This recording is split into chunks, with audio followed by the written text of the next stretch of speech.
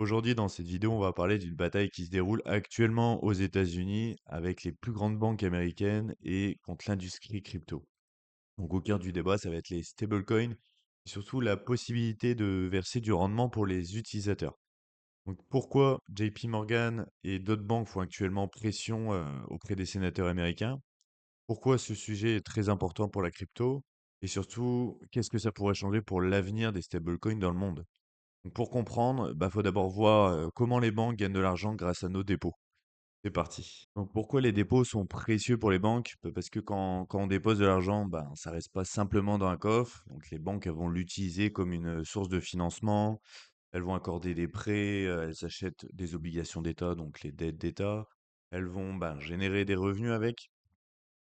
En fait, les dépôts, ça va constituer une source de financement qui est extrêmement importante pour tout le système bancaire.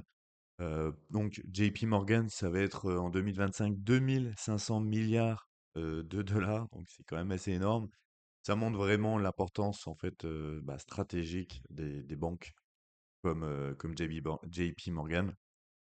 Et maintenant, bah, on peut imaginer donc une autre industrie qui commence à concurrencer directement les dépôts. Il y a beaucoup de banques, hein, qui s'y opposent, je pense la plupart des banques, dont une, des plus grandes banques américaines. Même au monde, JP Morgan, donc elle va pas demander l'interdiction des stablecoins, loin de là, parce que elle commence justement à proposer des services dans ce sens. Elle a ses propres projets blockchain. Donc pour elle et les autres banques, le problème, il va être ailleurs. C'est que si un Américain va déposer de l'argent quelque part, en fait, et il va recevoir un rendement simplement parce qu'il détient cet argent, donc sur notre compte chèque, sur notre compte de dépôt, ben, en fait, ça ressemble clairement à un compte rémunéré, hein, pour elles. Donc, elles se disent, c'est la même activité, donc ça devrait être les mêmes règles. On pourrait trouver ça légitime, hein, complètement. Mais les acteurs crypto, ils sont pas de ce même avis, hein. Ils vont répondre que ce raisonnement, bah, il est plus forcément juste. Donc, continuez l'image mentale. Imaginons, j'ai 10 000 dollars. Si je les dépose à la banque, ces 10 000 dollars sur mon compte chèque, ça me rapporte rien. Alors que si je les mets chez Coinbase, Coinbase via l'intermédiaire Circle, ils vont avoir des rendements. Et que ces 10 000 dollars, en fait, ils sont utilisés pour acheter des bons du trésor, pour acheter de la dette américaine. Cette dette américaine, en fait, l'État américain, on leur prête de l'argent, donc l'argent, elle est là. Nous, l'État américain va donner de l'argent à Circle, et ce rendement, en fait, il va être redistribué, pardon, à l'utilisateur final. Donc, clairement, un gros avantage. Donc, ces réserves, elles vont générer du revenu. Et aujourd'hui, bah, en fait, l'utilisateur final à la banque, il touche rien du tout. Donc, pourquoi seuls, justement, les intermédiaires devraient-ils bénéficier de ce rendement? Donc, l'argument pour la crypto, pour toute l'industrie, ça va être beaucoup plus de concurrence, plus de choix, et donc plus de valeur redistribuée à l'utilisateur final. On pourrait comprendre pourquoi, justement, ça inquiète les banques, hein, avec ces 10 000 dollars. Au lieu de les mettre à la banque, on les met ailleurs, on les met chez Coinbase ou chez d'autres concurrents, justement. Donc, une partie, même une énorme partie de ces dépôts, ben, peuvent migrer. Donc, les financements, ils vont être plus coûteux. Les marges, il va y avoir de la pression dessus. Elles vont faire beaucoup moins d'argent. Les banques, elles se disent, ben nous, on a des contraintes réglementaires. Alors pourquoi les autres acteurs qui font la même chose que nous, ils en auraient pas? C'est qu'on pourrait se dire. On pourrait se demander, est-ce que les banques, elles défendent la stabilité financière ou leur propre modèle économique? On sait un petit peu quel côté elles sont. JP Morgan et Coinbase, notamment, hein, les deux grosses entités dans lesquelles on discute en ce moment sur le Clarity Act, elles vont faire du lobbying. Le lobbying, ça va être essayer d'influencer les décideurs politiques, hein, c'est quand même pas mal populaire aux États-Unis. Elles vont aller donc discuter auprès des sénateurs de la commission bancaire du Sénat américain. Donc, elles vont avancer leurs arguments que je citais juste avant, hein, notamment sur le rendement sur les stablecoins. Elles vont dire leurs désaccords. Elles vont essayer bah, justement d'influencer.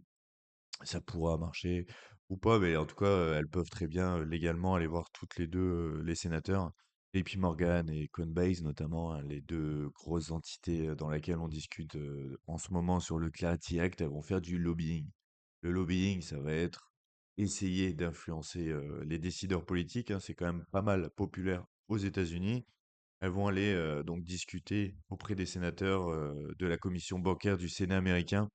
Donc, elles vont avancer leurs arguments que je citais juste avant, hein, notamment sur le rendement sur les stablecoins. Elles vont dire leur désaccord. Elles vont essayer bah, justement d'influencer.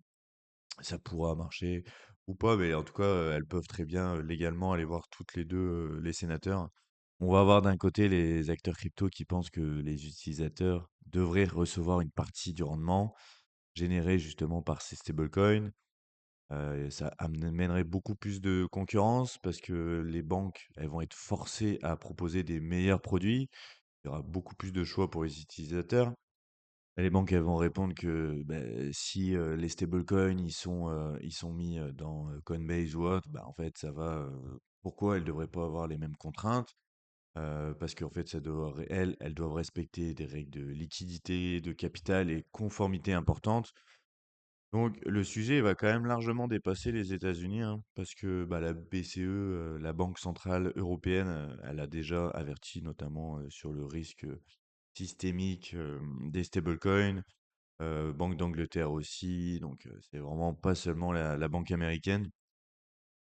Donc on va pouvoir prendre un exemple assez simple. Imaginons donc une banque, elle possède 100 milliards de dépôts. Et donc juste si 10%, donc 10 milliards, quittent la banque pour aller vers les stablecoins, en fait, ces 10 milliards, elle va devoir les trouver ailleurs. Donc les dépôts, bah, ils sont généralement une source de financement, on va dire, facile pour les banques. Donc bah, les marchés financiers, dans ces problèmes-là, bah, justement, si elles doivent trouver 10 milliards ailleurs, bah, en fait, ça va être beaucoup plus cher. Donc ça pourrait être plus cher justement pour le prêt hypothécaire, si on veut acheter une maison. Il y en aurait moins aussi. Et justement, il y aurait des critères beaucoup plus stricts. On ne sait pas lesquels exactement. Et ça va vraiment être l'argument principal des banques, hein, comme j'ai expliqué dans cette vidéo.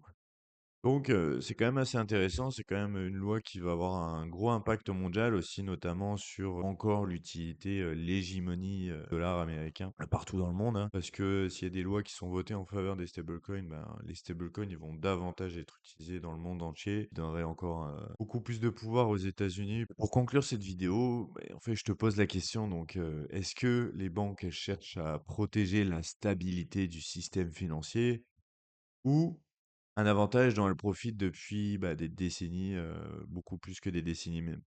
Donc n'hésite pas à me donner, ta réponse en commentaire et si cette vidéo t'a plu, hésite pas à mettre un like, abonne-toi à la chaîne et on se retrouve dans une prochaine vidéo.